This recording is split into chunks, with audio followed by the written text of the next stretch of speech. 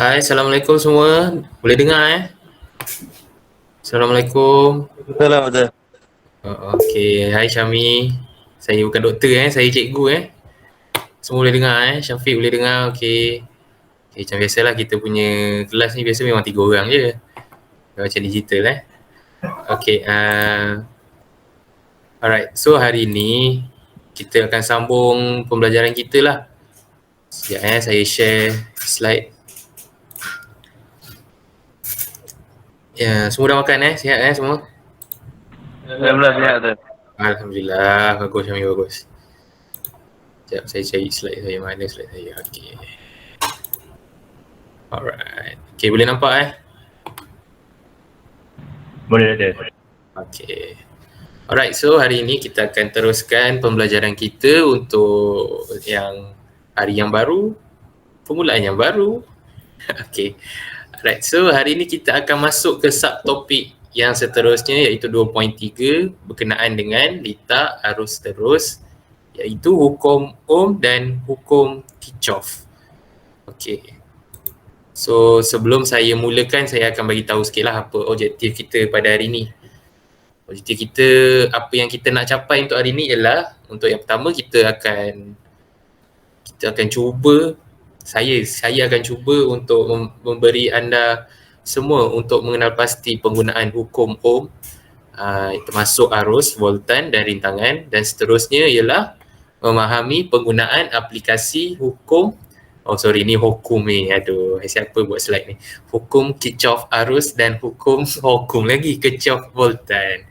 Okey, jadi sebelum saya teruskan pengajaran saya akan tunjuk satu video lah untuk menerangkan apa itu Ohm's Law. Sekejap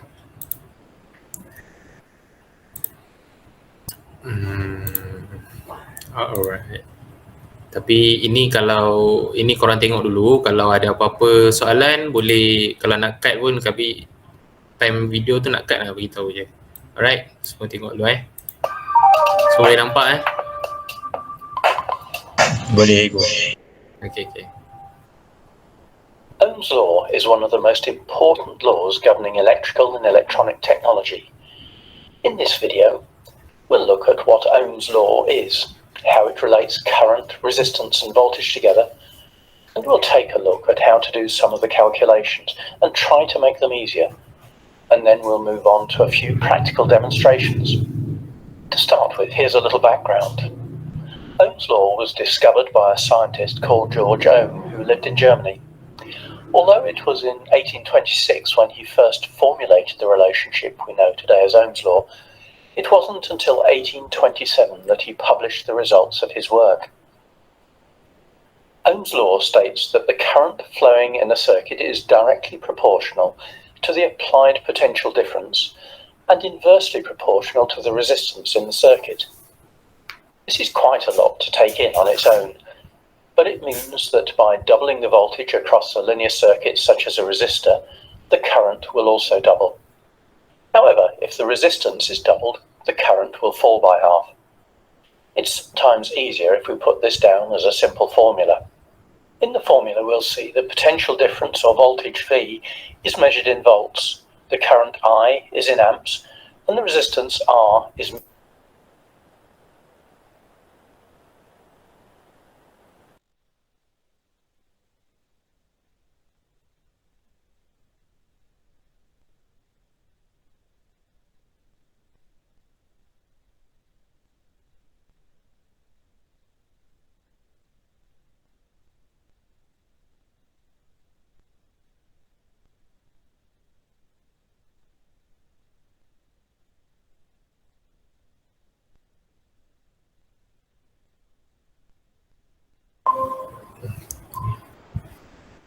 Okay, tadi dapat tengok video semua?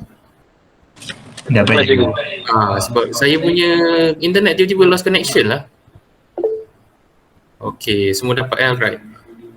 So, okay. Korang faham tu melalui video tu agak-agak? Faham cikgu. Oh, faham Boleh terangkan balik tak? Boleh cikgu. Silakan. Apa yang awak faham? Saya faham arus tu dia directly proportional dengan voltan tu lah. Oh, bagus, betul.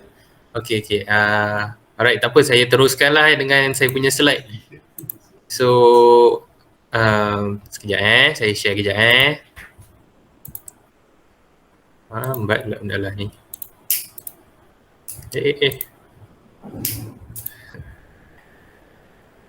Mana slide aku tadi?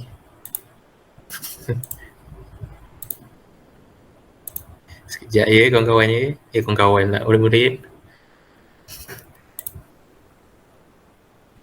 Asal tak jumpa slide ni? Itu saya screen je lah.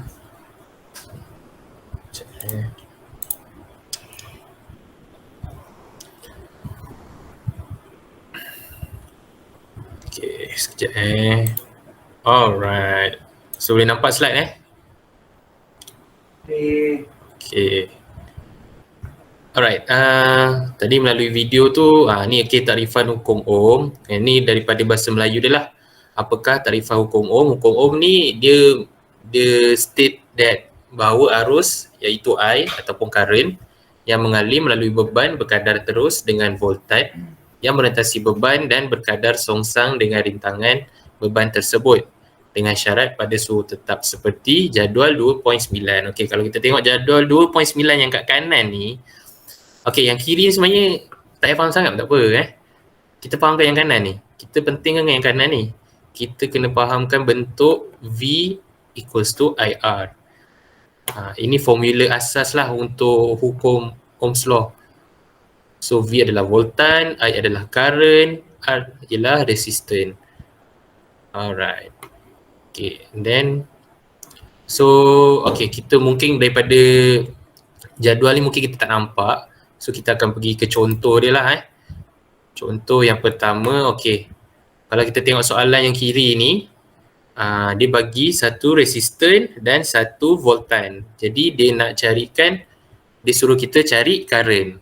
Jadi kalau kita tengok jadual tadi, current dekat bawah. Jadi bila kita nak cari current, kita tutup I tu. So nanti dia dapat formula V bahagi dengan R. Faham Faham ya semua? Faham cikgu. So kalau kita tengok jalan kerja dia simple.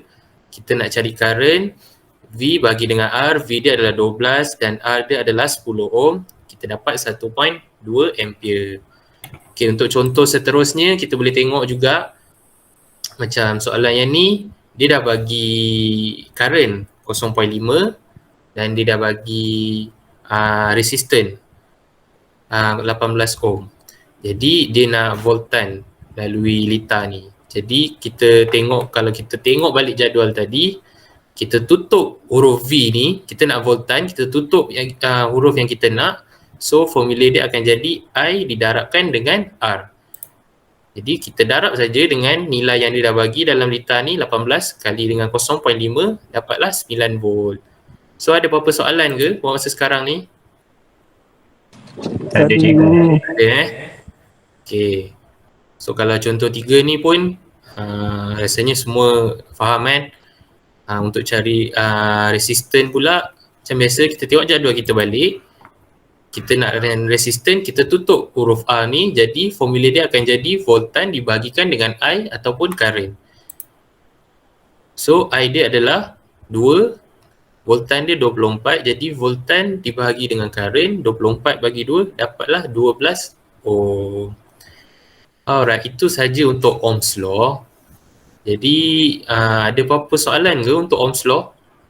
Mungkin ada tak faham ke macam mana nak menentukan formula yang kita kena pakai untuk cari voltan ke, resistance ke, current ke? Ada apa-apa soalan ke? Agak ni faham cikgu. Alhamdulillah. Okay, saya teruskan boleh ya? Boleh cikgu. Okay, untuk tajuk seterusnya, takrifan hukum Kirchhoff. Jadi hukum Kirchhoff ni, kalau kita tengok untuk hukum arus Kirchhoff, jumlah arus yang masuk dan keluar pada satu node bersamaan dengan sifar. Okay, untuk hukum Kirchhoff untuk bahagian voltan pula, jumlah voltan susut pada satu gelung tertutup bersamaan dengan sifar. V sama dengan V1 plus V2 sama dengan V3 ataupun total voltage samaan dengan kosong. Okey, mungkin daripada ayat ni mungkin korang tak faham, tak apa, kita tengok jadual yang saya dah sediakan. Okey, ni adalah contoh dia penggunaan hukum arus Kirchhoff. Jadi kalau kita tengok dekat lukisan ni ataupun gambaran litar ni, kita tengok ada IA, IB dan IC yang menunjukkan current masuk ke dalam node. Dan untuk belah kanan ni I1, I2, I3 adalah current keluar.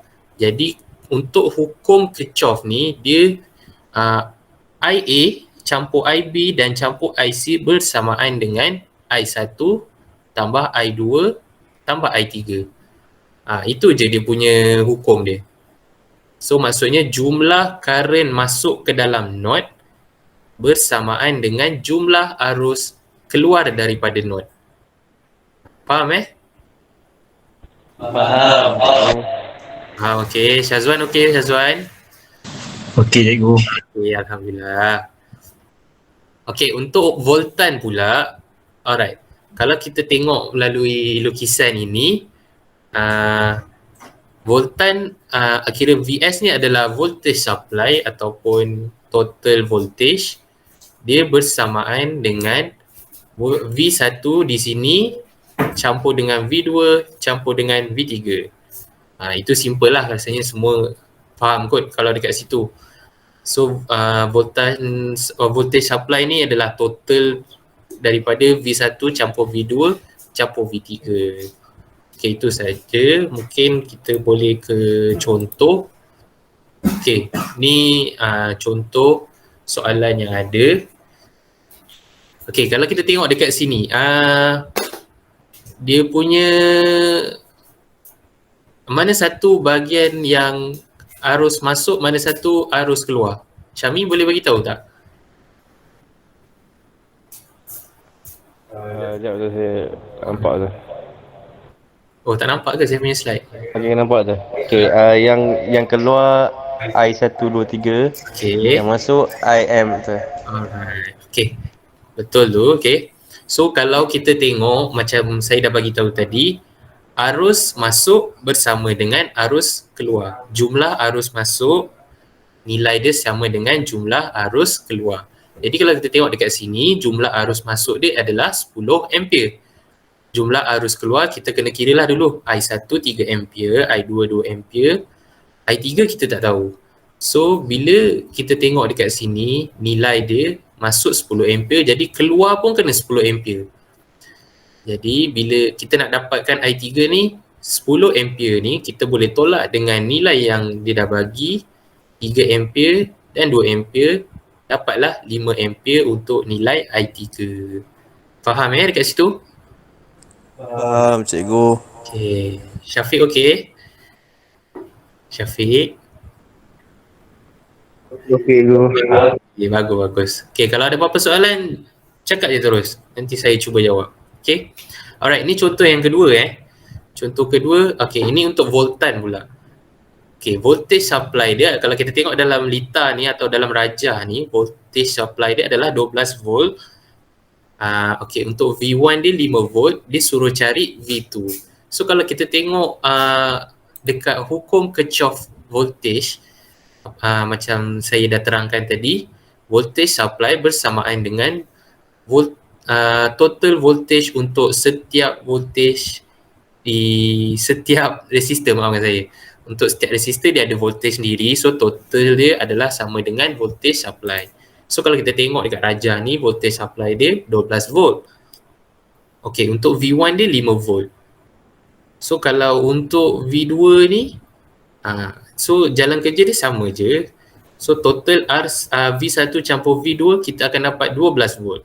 So 12 tolak 5, dapatlah 7 volt. Senang je kan? Okay. Senang cikgu. Senang cikgu. Okay, alright. So untuk hari ni mungkin tu saja Ada apa-apa soalan ke berkaitan dengan Ohm's Law dan Kirchhoff Law? Jadi attendance mana dulu? Apa dia? Attendance. Oh, attendance. Okay, attendance macam biasalah. Saya kan biasa suruh ketua tingkatan untuk catat siapa yang hadir. Nanti boleh WhatsApp dekat saya nama yang hadir untuk hari ni. Walaupun 3 orang je, saya malas nak catat lah. Okay. So, ada apa-apa soalan lain? Setakat ni faham dah tu. Salam cikgu. Tak ada cikgu. Okay, tak apa. Cita-cita saya nak jadi doktor pun sebenarnya. So, kira orang kata-kata tu doa. Alhamdulillah, amin, insyaAllah. Betul cikgu, betul. Okay. Alright, untuk mungkin nanti saya akan sediakan beberapa latihan. Saya akan share dekat WhatsApp nanti. So, mungkin minggu depan kita akan bincang jawapan daripada latihan tu lah ya. Boleh cikgu, boleh cikgu. Boleh cikgu. Boleh cikgu. Okay, kalau ada apa-apa masalah boleh contact saya terus ke WhatsApp ataupun mungkin nanti bagi tahu dekat ketua, nanti ketua boleh bagi tahu dekat saya nanti. Boleh cikgu. Boleh. Kalau tak ada apa-apa, mungkin sampai sini saja kita punya kelas hari ini. Itu saja. Assalamualaikum. Waalaikumsalam. Terima kasih cikgu. Cikgu.